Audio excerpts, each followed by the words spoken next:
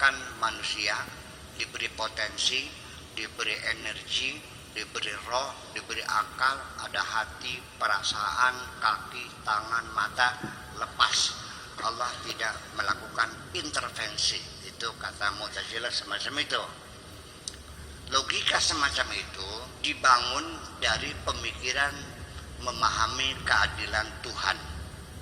Ini mesti kita ketahui dulu. Makanya saya tidak benci-benci banget sama Mu'tazilah, enggak kok, saya bersahabat sama Mu'tazilah. Karena juga saya memahami pemikiran mereka. Begini, Allah menyuruh kita berbuat baik, tetapi Allah juga melarang kita berbuat jahat. Nah, kalau kamu jadi maling, ya kan gitu. Sedangkan Allah melarang, padahal Allah sudah menentukan bahwa hidup kamu nanti bakal jadi maling. Kalau Allah menyuruh Anda beriman, tapi Allah sudah menentukan Anda adalah seorang ateis.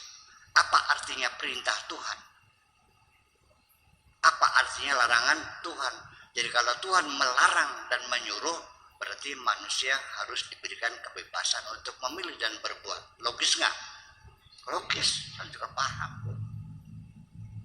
Itu yang menjadi masalah adalah sudut pandang Mu'tazilah melihat keadilan Tuhan.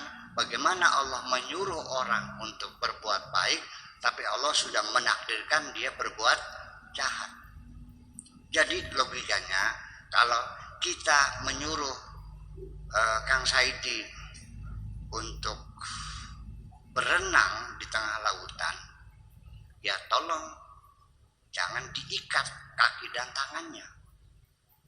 Kalau sudah dibelenggu dengan takdir, semuanya Allah menentukan, sama dengan orang itu diikat kaki dan tangannya, dilemparkan ke tengah lautan, lalu disuruh jangan tenggelam. Berarti Tuhan zalim kalau begitu. Supaya adil, maka harus dilepas ikatan tangan dan ikatan kakinya supaya dia berusaha bisa berenang. Maka manusia harus diberikan kebebasan untuk memilih. Itu kan logika Mu'tazilah semacam itu. Akan tetapi dalam realitanya, kita bisa realita. Dari sejak lahir, saya tidak punya kebebasan memilih kok. Saya lahir itu tahun 48. Itu bukan kebebasan saya memilih kok. Saya nggak disuruh milih. Keluarnya dari perutnya Ibu Haji Zainab juga bukan pilihan saya. Lahirnya di Kertasmaya juga bukan pilihan saya. Lahirnya menjelang subuh juga bukan pilihan saya.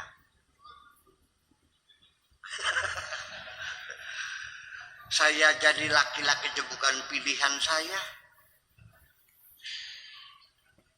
Semua apa yang terjadi bukan pilihan saya. Saya kecil tidak pernah bercita-cita jadi kiai kok. Sekarang orang manggil saya kiai. Disuruh siapa? Kan seperti itu. Kalau saya milih profil badan saya milih kayak Kang Arif yang agak tinggian dah. Ya kan gitu. Betul enggak? Kalau saya disuruh milih dari mana keluarnya, saya milih dari perutnya Ibu Tin. Oke. Sekarang saya ini bukan saya dulu lagi. Karena sel-sel saya sudah berbeda. Setiap hari 18 miliar sel tubuh kita yang rusak akibat beraktivitas. Dan di malam harinya ketika kita beristirahat diganti dengan sel yang baru. Saya tidak dilibatkan dalam kerja ini. Betul nggak? Kemudian di perut kita ada mesin katalis yang mengolah dan memilah-milah berbagai macam vitamin, protein, kalori dan sebagainya sesuai dengan kebutuhan badan saya. Saya tidak dilibatkan. Betul nggak? Dan kemudian ketika saya makan sate terlalu banyak, mesin katalis bekerja dengan sensor-sensor yang sangat sensitif. Ketika lemak itu sudah 180, sensor menutup sendiri dan tidak masuk dalam darah saya. Menjadi sampah semuanya itu. Saya tidak dilibatkan dalam hal ini.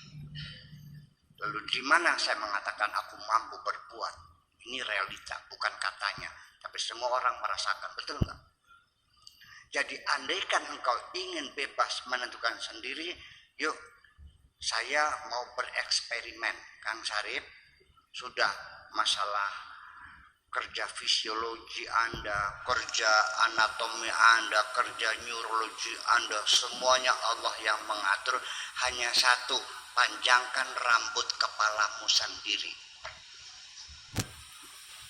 Tiap hari kita duduk rambut nih. Habis 24 jam juga tidak akan sempurna rambutmu panjang. Jadi gimana? Nah, di sini kita mesti memahami ini teori Mu'tazilah, ini realita yang kita hadapi sehari-hari. Kita mau dibawa kemana? Nah, begini maksudnya.